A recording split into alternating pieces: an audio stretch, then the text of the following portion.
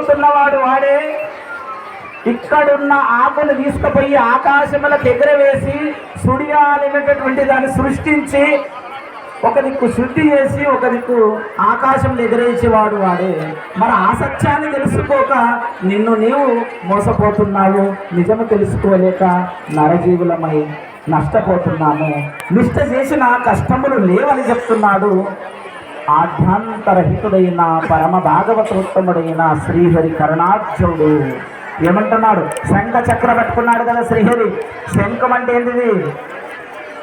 శంఖ అంటే ఏంటిది? నీ శంఖలను నీ కల్మాషలను అన్నిటినీ. చక్రం అంటే ఏంటిది? ఎవరైతే చెడు ఆలోచనలు 100 తిట్లు పెడితే 1000 తిట్లు పెడితే ఎప్పుడైతే సుదర్శనానికి ఆదేశం వచ్చేసిందో ఆ 1000 తిట్లు పెట్టగానే ఆయన ఒకరి శిరస్సు ఖండించింది. ఎవరు? శిశుపాలుడు కదా. శిశుపాలుడు శిరస్సు ఖండించింది శ్రీహరి సుదర్శన చక్రం. కాబట్టి మనం అనుకుంటాం నేను చేసేటటువంటి పనులన్నీ మంచిగానే ఉన్నాయని మనం అనుకుంటాం.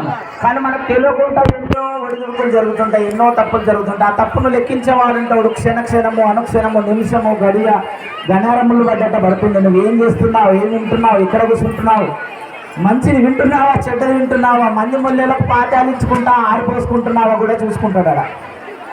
అందుకే మన తిండి గుడి మంది ఆరిపోసుకుంటే భగవంతుడు ఏమని చూస్తాడు కదా, ఆయనకి చూస్తుండే వెనక్కి చూస్తుండవి.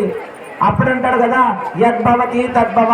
తతస్థు దేవతలు ప్రతి ఒక్క భుజాల మీద ఇట్లా ఎంటకి ఆడబడి ఉంటారంట తతస్థు దేవతలు. మీరు ఏమైతే ఊరుకుంటారు కదా గట్లనే కావాలంటారు.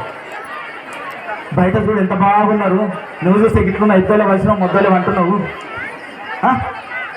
వాడు చూడు ఎట్లా ఎంత మంచిగా చేసుకుంటున్నా అంట కదా.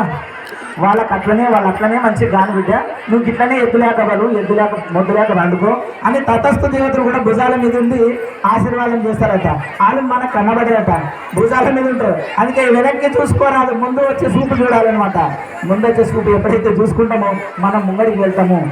ఎప్పుడైతే జీవితంలో పరమార్థ సత్యం తెలుసుకోలేమో, భగవంతుని యొక్క రూపకల్పన మనం పొందలేమో, అప్పటి వరకు మనము మనుషులం అనేటటువంటి వాళ్ళం కానే కాము. మనిషి రూపములున్నా, జీవులు 24 లక్షల రూపములున్నా, కొన్ని డేగలు కావచ్చు, కొన్ని పక్షులు కావచ్చు, కొన్ని పావురాలు కావచ్చు. ఎందుకంటే ఆయా రూపంలో అవతరించింది జీవులు 84 లక్షలకు పేరు పెట్టి అధికారం ఎవరిచ్చారు? భగవంతుడికి. నీకు నేను పేరు ఎవరు పెట్టుకున్నారు? మనకందరు పేరు ఎవరు పెట్టారు చెప్పండి? ఎవరు పెట్టారు మీకు అందరి పేరు? మీ అమ్మ నాయన. ఆ అమ్మ నాయన పేరు పెట్టిండ్రు. ఆఖరికి ఆదిదేవుడు సదాశివుడి యొక్క అంశం ఇదంతా. ఎవరు? సదాశివుని యొక్క పిల్లలం మనమందరం కూడా. అప్పుడు కూడా ఇప్పుడు కూడా